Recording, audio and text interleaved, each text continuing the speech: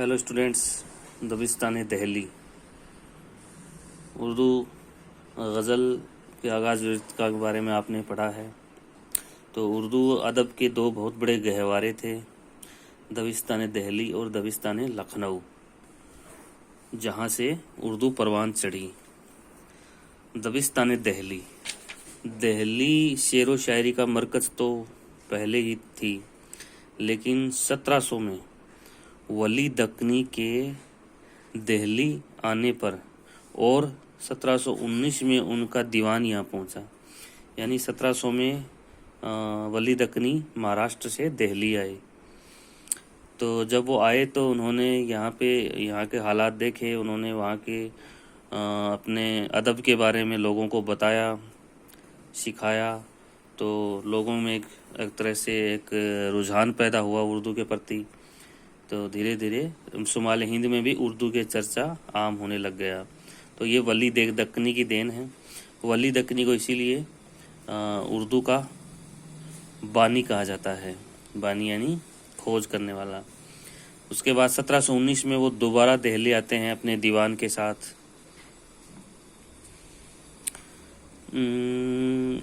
यहाँ पहुँचने के बाद यहाँ के शोरा को जो फारसी में शेर कहते थे, एहसास हुआ कि आम बोलचाल की ज़बान जिसे गिरी पड़ी ज़बान समझा जाता है और जिसे रेख्ता के नाम से याद किया जाता है।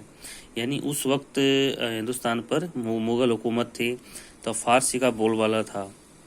तो जब ये यहाँ आए तो उन्होंने आम बोलचाल की ज़बान रेख्ता के बारे में लोगों को बताया।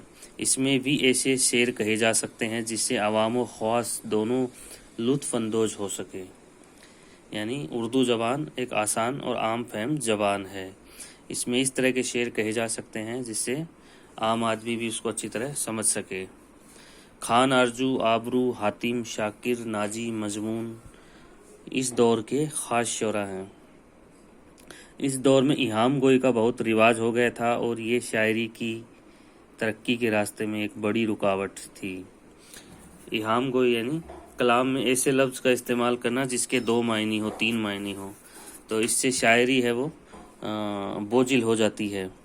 शायर लिखने वाला उसके दूर के मायने, लफ्ज़ के दूर के मायने को अच्छी तरह समझता है, लेकिन पढ़ने वाले यानी कारी के लिए ये समझना दुश्वार हो जाता है कि इस शेर में शायर नज़दीक के मायने हैं या दूर के मायने इख्तियार कर रहा है। यानी इसका हकीकी मायने मतलब क्या होगा ये समझ पाना मुश्किल हो जाता है। तो इहाम गोई का उस वक्त बहुत रिवाज था।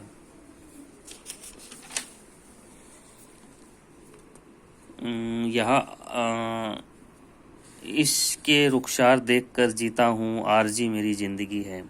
यहाँ आरजी के 2 मायने हैं, नापायदार और आरज यानी रुखसार से मुताल्लुक। इस मिसाल से अंदाज़ा हो गया कि एक मुश्किल सनियत है और इसका इस्तेमाल हर एक के बस की बात नहीं। इसके रुखसार देख के जीता हूँ, आरजी मेरी ज़िंदगानी है। आरजी के मायने, दूर के मायने ये है कि नापायदार यानी, और आरजी यानी रुखसार।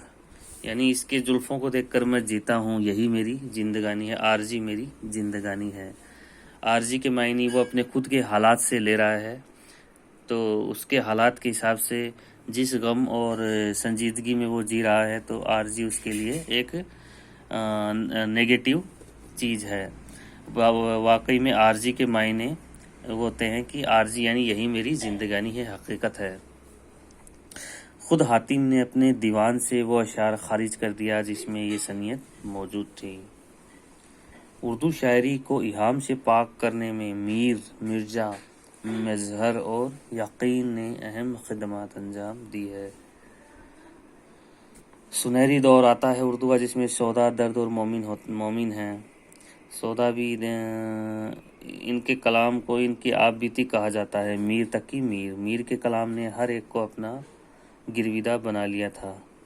यही इसी ज़माने में सौदा जो कुछ मीर की आंखों ने देखा वही सौदा ने भी देखा, लेकिन दोनों की तबीयत मुख्तलिफ थी।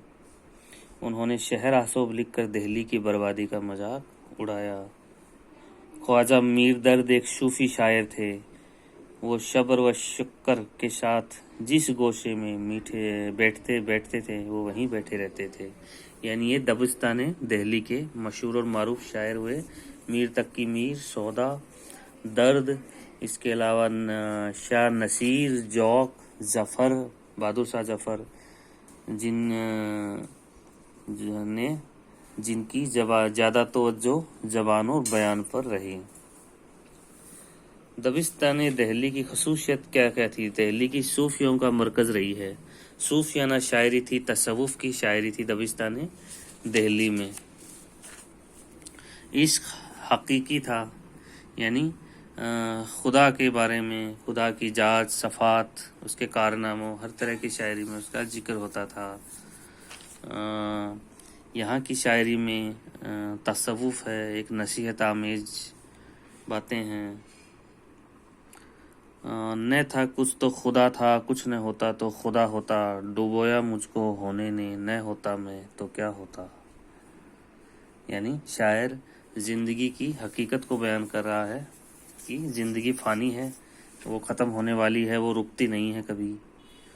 شعرائے دہلی کے کلام میں عشق و عاشقی کا ذکر خوب ملتا ہے. دبستان دہلی کی شاعری میں عشق اور عاشقی کا ذکر خوب ملتا ہے، لیکن پاکیزگی کا دامن ہاتھ سے نہیں چھوٹتا.